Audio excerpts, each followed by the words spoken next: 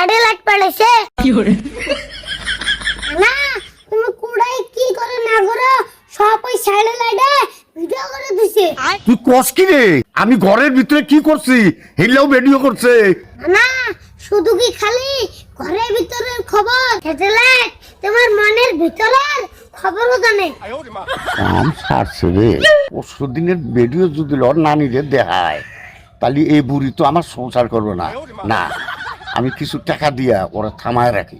হ্যাঁ কি ভাবতেছো? না কিছু না, এখন কি করা লাগবো? এইবারে লাইনে আইছো।